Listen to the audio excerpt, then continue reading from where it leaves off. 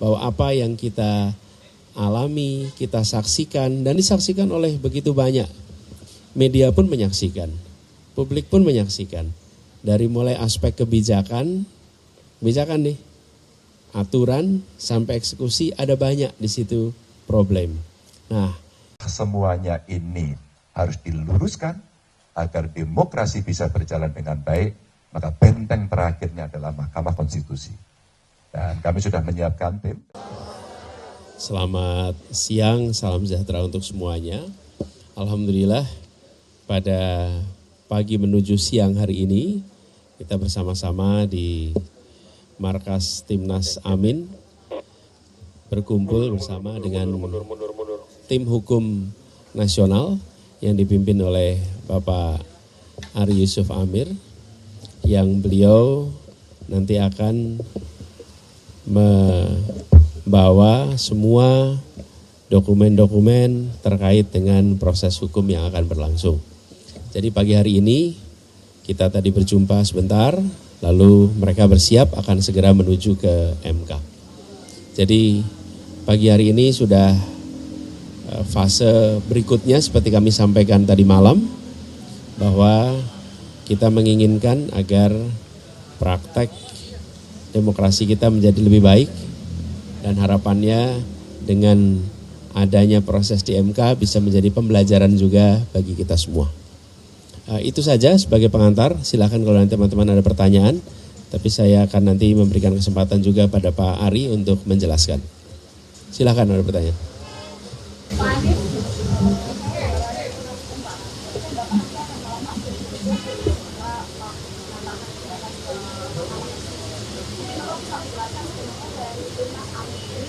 Apa sebenarnya yang diwujudkan dari gugatan di MK? Apakah ingin pemilu ulang atau hasilnya diambil atau bagaimana?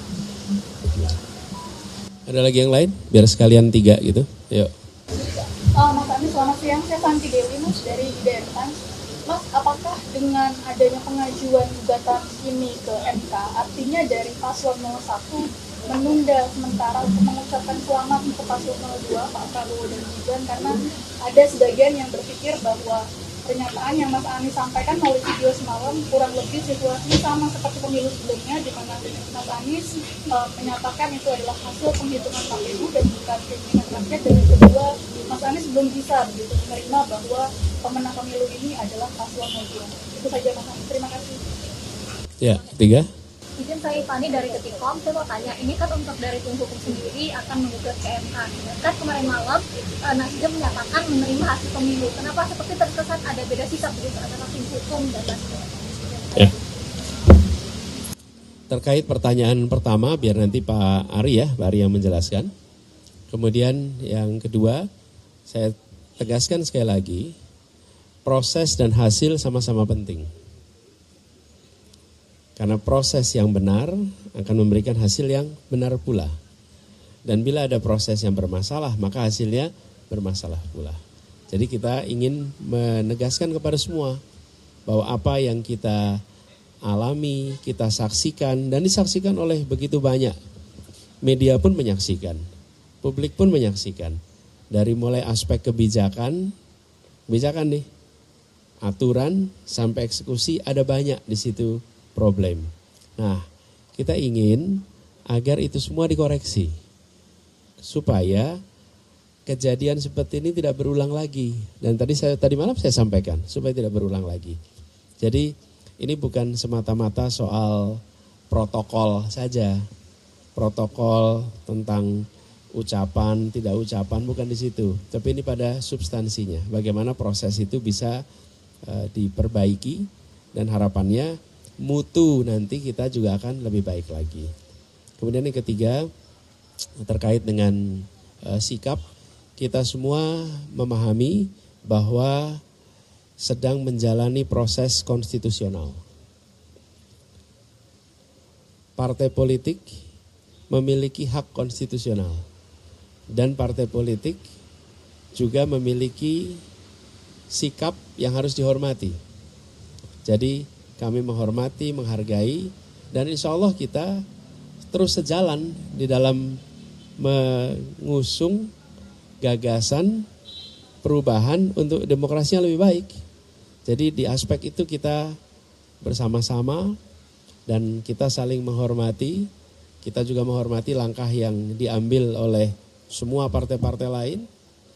Dan harapannya nanti kita akan melihat demokrasi kita bisa lebih baik, ya. Saya menyampaikan terima kasih atas kehadirannya. Yang pertama, selama 1 bulan terakhir saya dan Pak Mahfud berkeliling, melihat, mendengar, menerima banyak kelompok masyarakat. Mereka menyampaikan kepada kami cerita-cerita tentang proses pemilu yang terjadi di Indonesia ini. Tentu saja dalam 1 bulan ini kami juga berkomunikasi dengan partai pengusung, para saksi-saksi di daerah, apakah cerita-cerita itu begitu adanya. Dan ternyata relatif cerita itu punya kemiripan.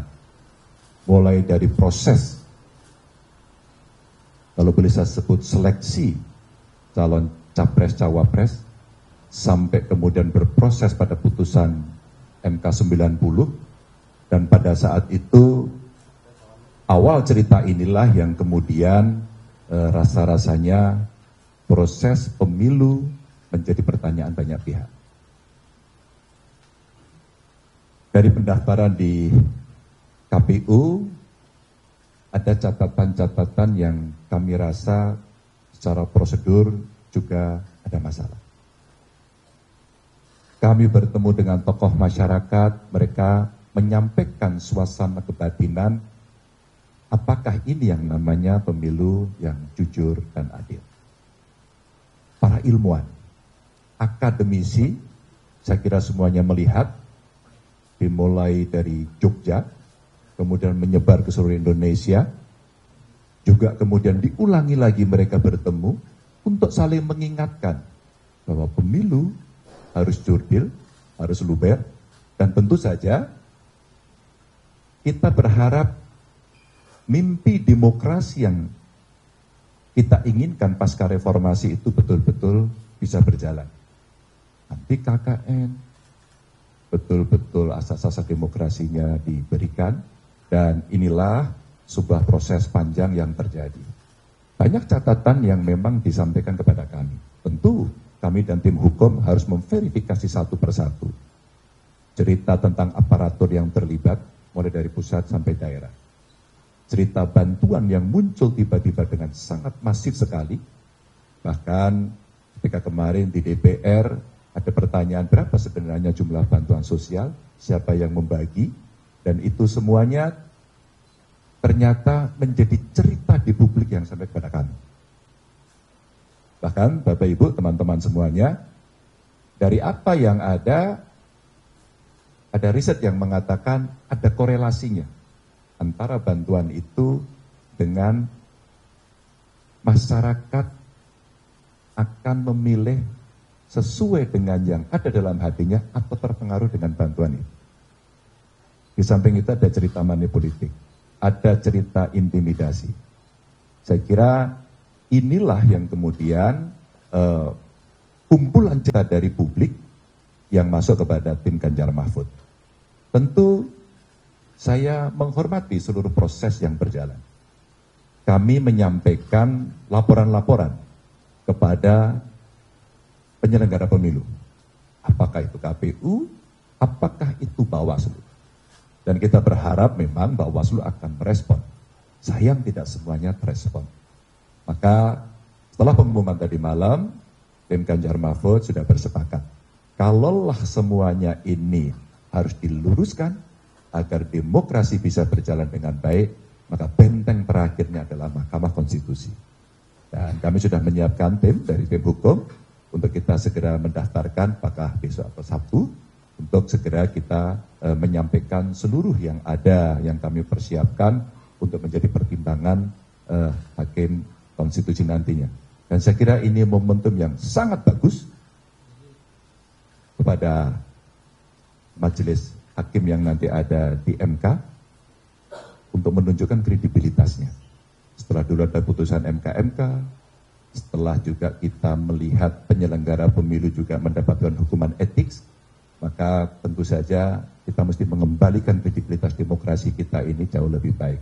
Dan untuk itu tim akan segera mendaftarkan itu dan mudah-mudahan akan membuka tabir dan tentu saja harapan kita MK lah nanti yang akan mengadili ini dengan baik dan bisa mengembalikan marwah demokrasi kita agar sesuai dengan harapan dan aturan. Teman-teman, itu yang bisa saya sampaikan. Terima kasih. Assalamualaikum warahmatullahi wabarakatuh. Saudara-saudara sekalian, itulah pernyataan yang disampaikan oleh Pak Ganjar Pranowo, ya, mewakili paslon 03. Ya. Jadi prosesnya masih panjang. Ya. Pilpres kalau hanya melihat hasil pengumuman KPU tadi malam, itu mungkin ada yang mengatakan selesai, tapi itu belum selesai. Orang Barat bilang, it is over, but it is not over yet. Jadi masih ada jalan ke Mahkamah Konstitusi, dan kami dari tim hukum sudah siap, dan tadi dikatakan oleh Pak Ganjar, mungkin besok, mungkin Sabtu akan mendaftarkan permohonan PHPU kami ke Mahkamah Konstitusi. Karena Mahkamah Konstitusi lah benteng terakhir, penjaga konstitusi, dan kita memang menuntut keadilan konstitusional ya, dalam proses ini. Saya tidak ingin menguraikan apapun ya dari apa yang akan kita ajukan dalam permohonan kami. Pada waktunya kami akan melakukan itu, tapi kesempatan Anda semua untuk mengajukan pertanyaan kepada Pak Ganjar, mungkin juga pada Pak Mahfud, dan kalau ada hal-hal yang teknis mungkin kami akan bisa memberikan jawaban. Nah, silakan kalau ada yang ingin mengajukan pertanyaan, tolong menyebutkan nama dan media mana. Sebelah sana, 1, 2, ada lagi yang lain? 3. Silakan Mas.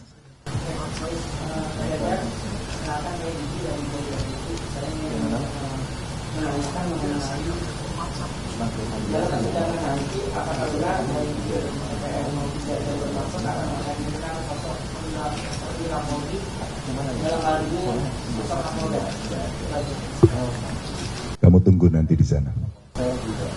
Oke, yang kedua tadi, silakan Mas. Ya, saya Juan dari Narasi Pak Ganjar. Ini bertanya Pak, kemarin pagi ini baru saja tim 01 melakukan lanjut gugatan kepada MK, baru tadi pagi jam 8 sampai 10 tadi ya. Dari kita melihat bahwa kubu 01 dan 03 sama-sama mengajukan gugatan PHPU ini. Apakah ada saling komunikasi atau mungkin kolaborasi dari kubu 01 untuk menindaklanjuti hasil pemilu 2024 ini? Mengingat ada kesamaan aksi yang dilakukan untuk mengajukan gugatan ke PHPU ini. Kami sama-sama punya pikiran ya, bahwa rasanya saya tidak berkomunikasi langsung pada soal ini, tapi rasa-rasanya kami punya catatan yang sama pada soal itu. Dan kami tidak akan membiarkan. Sirekap umpama, logika yang paling sederhana, 1 TPS 300 tapi hasilnya lebih, itu yang paling gampang. Dan terjadinya di mana-mana. Kami melihat sistematis betul ini terjadi. Mudah-mudahan nanti akan ada pakar yang disiapkan oleh tim untuk bisa membongkar cerita itu, sehingga bisa membuka kepada mata masyarakat. Kedua, umpama sama-sama kan setelah yang saya ceritakan tadi, bahkan luar negeri pun memberikan catatan loh kepada kita. Ini penyelenggaraan pemilunya kok seperti itu. Jadi pasti dari 01 punya catatan sendiri, tapi kami punya catatan sendiri. Apakah nanti dalam persidangan ada kesamaan dan sebagainya? Mari kita lihat di persidangan saja. Sehingga ini menjadi fair dan tidak ada agenda-agenda lain, kolaborasi-kolaborasi yang terkait dengan agenda tertentu tidak. Kami hanya ingin mendudukkan saja proses ini dengan baik. Apapun keputusannya, kita akan legowo. Siapa lagi? Oke, yang ketiga Anda deh. Silakan. Pak Ganjar, saya ada dari Pak, ini kan kalau indikasi kecurangan sudah terlihat dari awal gitu. Tapi kenapa baru prosesnya itu baru terjadi sekarang dan sekarang apa yang Ya harus sekarang kan. Harus diputuskan dulu oleh KPU, setelah KPU baru ke MK. Kalau Kompas melihat, cerita ini saya kira dimuat di Kompas dan media yang lain juga sudah berkali-kali. Tapi ketika semua diam kan tidak berhenti. Kurang lebih kita punya 116 kurang lebih laporan ke Bawaslu yang berproses. Tapi ketika kemudian tidak ditindaklanjuti, satu-satunya lembaga yang kita harapkan bisa mengadili dengan fair, ya MK. Jadi bukan kenapa baru sekarang, karena memang waktunya baru boleh sekarang. Kalau kemarin, ya belum boleh. Gitu.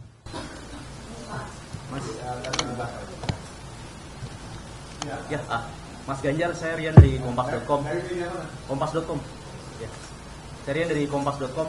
Mas Ganjar ini dan Prof Mahfud, kalau tadi kan bicara soal persiapan untuk mengajukan sengketa ke MK. Nah, di sisi lain kan juga jalur politik itu tengah diupayakan melalui hak angket di DPR. Nah, apakah juga dari Mas Ganjar dan Prof Mahfud ada harapan juga untuk hak angket ini segera digulirkan oleh PDIP dan partai-partai pengusung Mas Ganjar, Prof Mahfud gitu? Dan progresnya sudah seperti apa sampai saat ini? Terima kasih. Kebetulan saya dan Pak Mahfud tidak di DPR. Jadi sudah kita siapkan kita berikan kepada partai dan DPR untuk menyiapkan itu, dan dari seluruh prosesnya saya dengar sudah disiapkan. Jadi kami menyerahkan nanti kepada kawan-kawan yang ada di parlemen. Rasanya sudah siap mereka. Tinggal proses administratifnya. Tentu pasti ada politiknya di sana dan ini akan menarik. Political interplay-nya akan terjadi.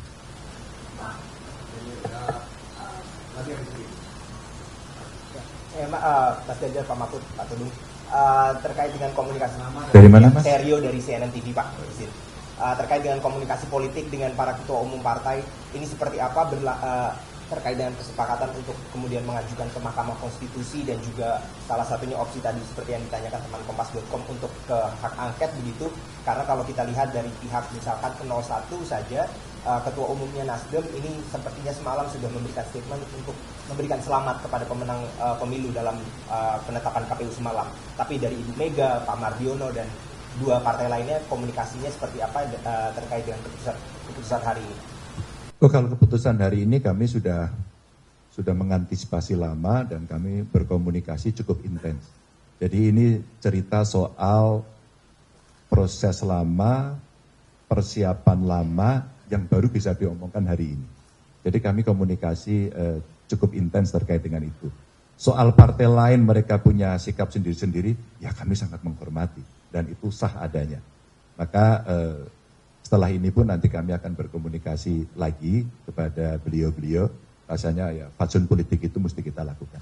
Kami hanya bisa mengakses satu saja dari tampilan yang ada di KPU, dan itu yang saya katakan di depan tadi ada alat bantu kalau bahasa KPU namanya Sirekap. Justru itulah yang kami kemudian bertanya. Gitu. Dari angka-angka yang berproses, dari Sirekap yang ada, sampai pada akhirnya sistem itu dihentikan gitu, itu menjadi pertanyaan kami. Jadi kami tidak bisa lagi kembali pada cerita gembos-menggembos, tapi cerita yang ada dari hasil yang ada inilah yang akan dijadikan bukti nanti dari kawan-kawan tim hukum, termasuk para ahli nanti akan menceritakan. Ya kemarin ada ahli, ibu-ibu menjelaskan dengan sangat bagus sekali, lalu sebelumnya juga sudah ada yang bercerita satu persatu, dulu servernya ada di mana, mulai tidak diakui, kemudian diakui gitu ya. Nah inilah bukti-bukti yang kami akan tunjukkan.